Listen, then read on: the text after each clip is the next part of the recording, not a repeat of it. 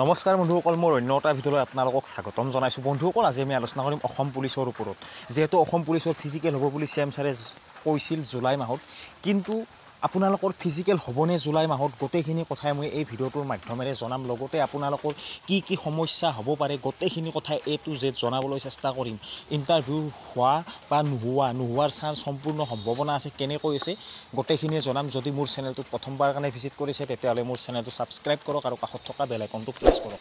চাওক বন্ধুসকল, আপোনালোকে ইতিমধ্যে গমেই পাইছে যে জুলাই মাহত CM ছাৰে ফিজিকেল অনুষ্ঠিত হ'ব বুলি কৈছিল, কিন্তু বৰ্তমান বতৰৰ পৰিস্থিতি একেবাৰে বেয়া। অসমত প্ৰায় সংখ্যক জিলাতে বানপানী হৈছে আৰু এই বানপানীৰ ফলত বহুত সংখ্যক ল'ৰা ছোৱালীয়ে প্ৰেক্টিছ কৰিব পৰা নাই। প্ৰায় সংখ্যকে কমেণ্ট কৰি আছে, দাদা ইণ্টাৰভিউ হ'লে কি হ'ব, আমি কেনেকৈ দৌৰিম, বহুতে বহুত ধৰণৰ কমেণ্ট কৰি আছে।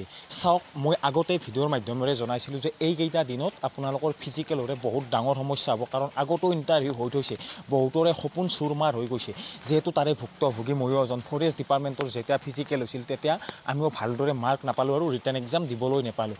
বহুত কেইখন ডিষ্ট্ৰিক্টৰ ল'ৰা ছোৱালীৰ সপোন বৰবাদ হৈ যাব এনেকুৱা টাইমত। বহুতে কৈ আছে যে ডিম'টিভেট কৰি আছোঁ, ফিজিকেল নহ'ব বুলি কয় তই। মই ডিম'টিভেট কৰা নাই, মই সকলোৰে কথা ভাবি চিন্তি কৈছোঁ আৰু মই আজিয়ে কোৱা নাই, এই কথাটো বহুত আগৰ পৰাই জনাই আহিছোঁ। বৰ্তমানলৈকে কোনো অফিচিয়েল নটিফিকেশ্যন অহা নাই, এতিয়ালৈকে কোনো ধৰণৰ অফিচিয়েল নটিফিকেশ্যন আপোনালোকে দেখা পোৱা নাই আৰু হয়তো জুলাই মাহত ফিজিকেল হোৱাৰ সম্ভাৱনা একেবাৰে নাই। যিহেতু গোটেই কথাখিনি অসম চৰকাৰেও অৱগত হৈছে যে অসমৰ পৰিস্থিতি বৰ্তমান কেনেকুৱা। এই টাইমত ফিজিকেল পাতিব ক'ত, কাৰণ পাতিবলৈ গ্ৰাউণ্ড লাগিব। এইখন গ্ৰাউণ্ড বৰ্তমান পানীৰ তলত আছে। ল'ৰা ছোৱালীয়ে ভাবি আছে ফিজিকেল হ'ব, প্ৰেক্টিছ কৰিব পৰা নাই, মনবিলাক বেয়া হৈ আছে, কমেণ্ট কৰি আছে। বহুতৰে মনবিলাক বেয়া, কাৰণ বহুতৰ লাষ্ট ইণ্টাৰভিউ, বহুতে আশা কৰি আছে চাকৰি পাম বুলি, 6-7 মাহ ধৰি ভালদৰে প্ৰিপাৰেশ্যন চলাই আছে, কিন্তু তেওঁলোকে বৰ্তমান আজি 9-10 দিন ধৰি ফিজিকেল প্ৰিপাৰেশ্যন চলাব পৰা নাই। যিহেতু জুলাই মাহত অহাৰ কথা আছিল, কিন্তু জুলাই মাহত আহিলে বৰ্তমানলৈকে হয়তো অফিচিয়েল নটিফিকেশ্যন এখন হ'লেও ৱেবছাইটত আহি গ'ল হয়, কিন্তু এতিয়ালৈকে SLPRBৰ কোনো ধৰণৰ অফিচিয়েল ৱেবছাইটত আপোনালোকৰ নটিফিকেশ্যন অহা নাই যে আপোনালোকৰ এইটো টাইমত ফিজিকেল এডমিট কাৰ্ড দিয়া হ'ব বা ফিজিকেল হ'ব, কিন্তু আপডেট নাই। নোহোৱাৰ সম্ভাৱনা যথেষ্টখিনি আছে আৰু মই আগতেও কৈছিলোঁ এইটো টাইমত হ'ব নালাগে, হয়তো অকণমান পিছত হওক, বতৰৰ পৰিস্থিতি ভাল হ'লে, গ্ৰাউণ্ডসমূহ শুকাই যোৱাৰ পিছত ফিজিকেলটো হ'লে কোনো ধৰণৰ আপত্তি নাই। যিহেতু আজি প্ৰায় 7-8 মাহ আমি ৰখিলোঁ আৰু আমি এমাহ বা 1.5 মাহ ৰখিলে কোনো ধৰণৰ প্ৰব্লেম নহয়, কাৰণ এমাহ 2 মাহ ৰখিলে আমি চাকৰিটো পোৱাৰ সম্ভাৱনা আছে। বৰ্তমান প্ৰায় সংখ্যক ডিষ্ট্ৰিক্টৰ ল'ৰা ছোৱালী ক'ত দৌৰিব, ফিজিকেল পাতিলে অসম চৰকাৰে, পাতিলে পাছ কৰিব কেনেকৈ, আশা এটা শেষ হৈ যাব।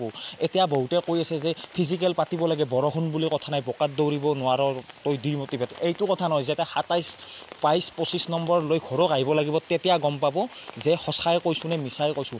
আপোনালোকে ভিডিঅ'টো শ্বেয়াৰ কৰক যাতে এই ভিডিঅ'টো সকলোৱে পায়, অতি গুৰুত্বপূৰ্ণ খবৰ। কাৰণ আজি 7-8 মাহ ৰখি আছোঁ, যদি অসম চৰকাৰে ফিজিকেলটো পাতি দিয়ে কেনেকুৱা এটা পৰিস্থিতি হৈ যাব। প্ৰায় সংখ্যক ল'ৰা ছোৱালীয়ে দুখত একেবাৰে পাগল হৈ যাব বুলি ভাবোঁ, কাৰণ বহুতেই আশা কৰি থাকে, যেনেকৈ আমি আশা কৰিছোঁ। মই এজন কেণ্ডিডেট, আপুনিও কেণ্ডিডেট। বৰ্তমান আপুনি ফিজিকেল প্ৰিপাৰেশ্যন কৰিব পৰা নাই, ময়ো পৰা নাই। আপোনাৰ মনটো কেনেকুৱা লাগি আছে তেনেকুৱা মোৰো লাগি আছে।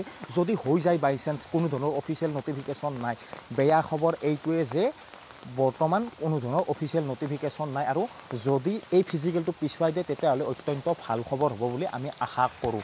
আজিৰ ভিডিঅ'টোত এইখিনি, আজিলৈ আহিছোঁ। জয় হিন্দ, জয়